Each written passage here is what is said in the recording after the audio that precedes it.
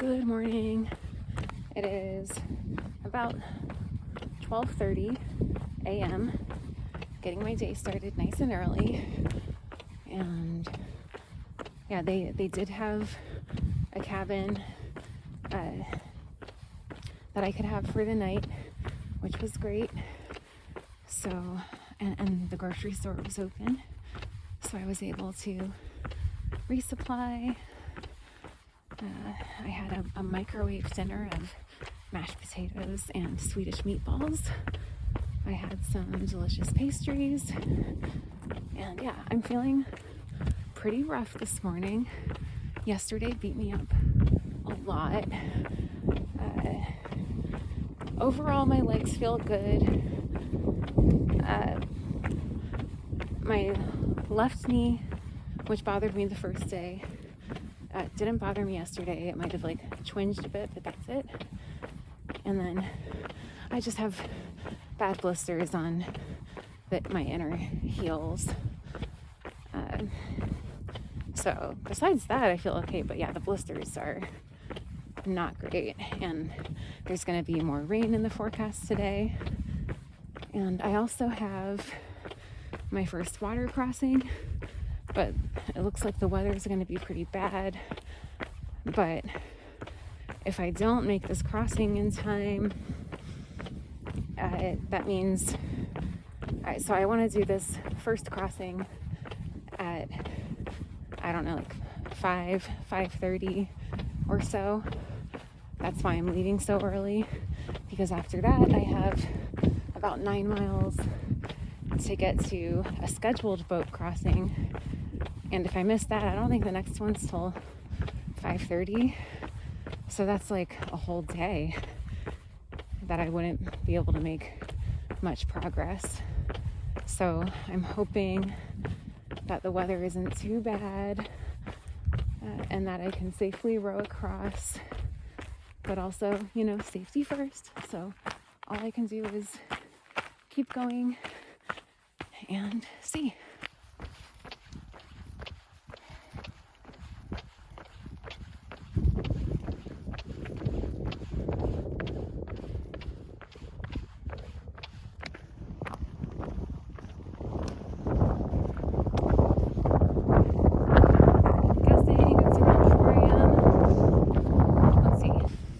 Oh yeah, I'm good. It's 4 a.m. I'm up on top of some kind of pass. It's a little drizzly, but not bad. Very windy, as you can probably hear. I am feeling tired, but good. But I'm, my feet are not loving the impact of running.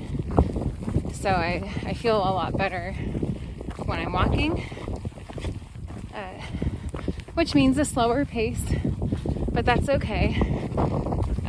Some things I've been thinking about this morning is that I don't want to force anything. I can't control the trail. I can't control the boats. But, I can just move how the trail allows and how my body allows. And I think if I do that, I'm going to have a pretty good hike. But the rain's getting worse, so I'm going to try and hustle. Made it to Yakvik. As you can see, very rainy. I'm cold. I'm warm. So I was originally gonna stay here last night, but didn't make it. But I still have a self-check-in cabin. So I'm gonna go in there and get dry, so that it's kind of a lifesaver to have that, because it's really wet out here. And you know, I left as early as I could. I mean, I guess that's not true. I guess I thought I left early enough. I set my alarm for 11, I had to like slice some bread and make some sandwiches, then pack up all my stuff. I think it was 12:30 a.m. by the time I got out the door. But again, it was pretty rough trail. So it was slow going. There's no way I'm gonna make the morning boat crossing. That's 5 kilometers north of here. So my only next option is to catch there's the rowing crossing that's 5 kilometers north. But then 9 miles after that is the 9 a.m. crossing. So I'm not going to make it for the 9 a.m. crossing. But I can make it for, it's like the 5 o'clock crossing. So it is what it is. But yeah, thankfully the weather's actually supposed to clear up in the second half of this day, so it might end up working out pretty well. I just stayed in town, slept. I took like a 2-hour nap, and I was so cold and wet, and so I just stripped down, got on some warm clothes, got under the covers, and just like burrowed from like 6 to 8 o'clock. And then it was still raining, but there's like a little window right now where there's no rain. And so far, like the wind isn't too bad, because of course I'm worried about that with this rowing crossing I have. And also there's another hiker right behind me, so we might be able to row across together. Well, that was exhilarating. So I just happened to be heading towards the lake at the same time as another hiker, and it's like, what are the odds? Because I haven't seen anyone else out here like all day, and the one time I encounter a hiker, it's exactly when I was hoping I would, because I felt really nervous about that lake crossing. And with these lake crossings, there are canoes at either end of the lake, and if there's only one canoe on your side, you have to row across, then tow back another boat and leave it for anyone else coming from the same direction as you, then go again. And so as I was approaching the lake, I was like, please let there be 2 boats. Please let there be 2 boats. There was only one boat. But so if I were alone, I think I would have just been like, oh gosh, I don't know what I'm gonna do. But Mike, he just saved the day. Like we got right in the boat. He did like the main rowing with like the 2 paddles that are hooked in, and then I paddled with 1 paddle, and we went across the one time, and it was hard, but it was fine. But there was a pretty strong wind and current, but nothing like I'm saying this for anyone thinking of doing this trail. Like I was nervous about the current and the wind, and even though there was one, it was still okay. It just means you have to row a little harder and make sure you go upstream. I mean, it's a lake, but yeah, upstream so that you don't get swept too far downstream of where the place you're trying to get to is. Then, he tied a boat on the other side to our boat. Then we rowed back across with the other boat in tow. And then on the last crossing, the third and final crossing, he was like, do you want to do the main rowing? I was like, sure. Like, I'm probably not going to be very good, but we switched. And so I did the main. I was paddling with both arms, and it takes a lot of coordination. Like, it's hard. I was really bad at first, but then I kind of got the swing of it. Definitely, it was not as good as Mike, and he made it look easy, but now I can also say, like, I rode across. Like, so yeah. And I'm a little wiped from that, but also really happy because I was really nervous about going into that.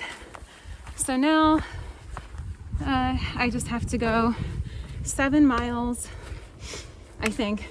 I thought it was 9, but it's actually 7 to get to the next lake crossing. And that one is by motorboat and by the boat master. Her name is Eva. And then after that, I don't know, it's from there it's 40 miles to Quick-Yoke. So I originally was gonna do that all today. but I started farther back than I was planning to start today. So I guess depending on how I'm feeling, I might just stay on the other side of the lake and then get another like midnight start and then get to Quick-Yoke.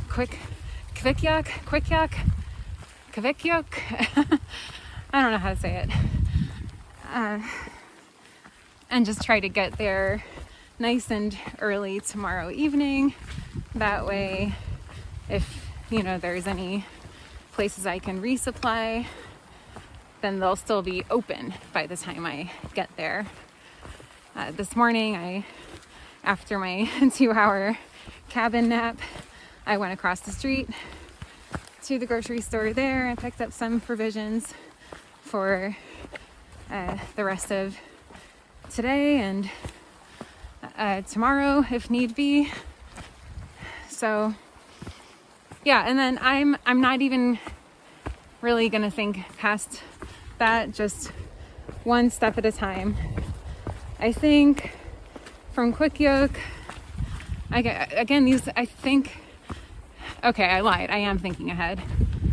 With Quick-Yoke, that is, I think it's another 20 miles from there to the next boat crossing.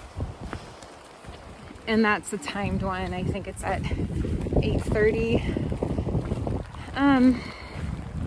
So I'm thinking I might get another very early start that day. And then basically try to do my original day 4, but now it'll just be on day 5. But I can still try.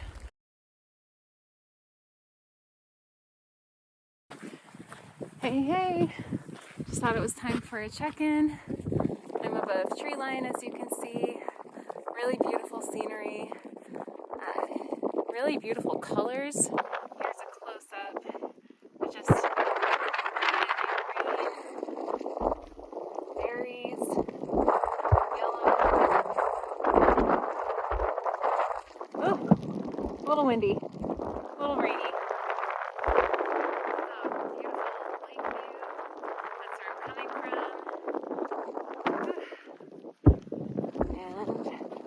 Where I'm going on to my first timetable boat crossing, but it's been a very chill day. I've just been sort of not stressing too much, which feels good. And I feel, fix my hoodie, there we go. I feel pretty just at peace in terms of like, I'm just gonna hike and see what happens, let go of control, and you know, this is just, it's all new. And you know, I love visiting Sweden because I went this last winter. It's my second time here this year, but it's like, who knows if I'll ever be back here. So I'm just really taking it all in. I wrote in one of my blog newsletter entries that starting a hike, it's kind of like unwrapping a gift or opening a book. It's like, you know, over every hilltop there's a new view or a new challenge or obstacle. So I'm just having a lot of fun out here. I am freezing. My hands are freezing.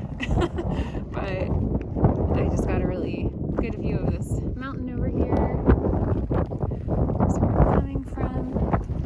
I mean, it's similar to what I just showed you, but I'm just at the top now.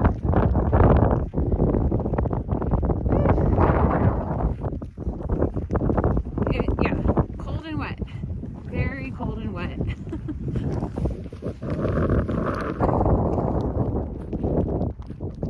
I honestly just can't get over this. Video probably doesn't capture it, but it's like, where am I? This is so beautiful. Ooh. And cold. Made it to Lake Riebnes. Got my tent set up because I'm pretty wet and cold. Some little lakeside cabins. And there's the trail marked by the sign.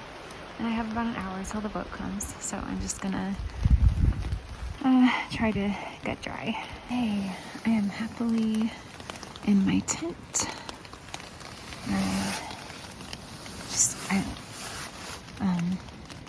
I'm getting dry.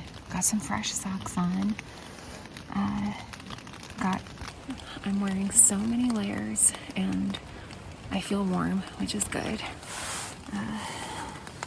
I've got my rain jacket, puffy, fleece, and then my hiking long sleeve and tights. And I feel toasty, which is good because on the top of the mountain it was really windy and cold and wet. And now I'm gonna have a brie and prosciutto sandwich. I made the sandwich, but the bread, fresh baked bread from the baker and hotel, not hotel, but like a grocery store / cabin runner. I think she made the bread. And then, brie and prosciutto from the grocery store.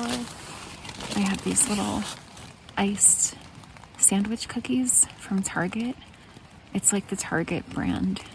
They're really good. I'm obsessed with them. And this is my first time inside the tent. I really like the rain fly because I have my wet stuff out there drying, but it's easy to access from the inside. And then this has a nice tub, which, if you remember my last video, I was like, I wish I had a tent with a tub. Now I have one. Thank you, Mountain Hardware. And now it's just hanging out and waiting for the boat. I think I have about 40 minutes, so I'm gonna just eat some food, warm up, and then maybe like 5 or 10 minutes before, maybe 10 minutes before 4, I'll just pack up all my stuff and be ready.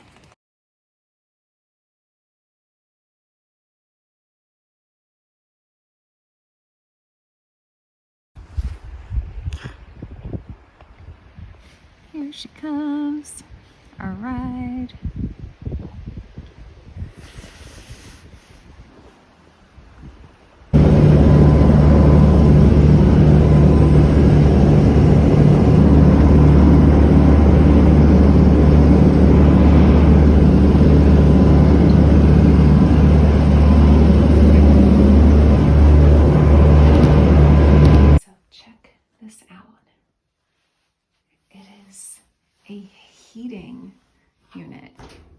clothing. It's like, it's warm inside and it's very stinky. I have my socks there, and none of this stuff is mine, but maybe I'd put my shoes in there, but that wouldn't be, mine are so gross. I think I'm just gonna leave them.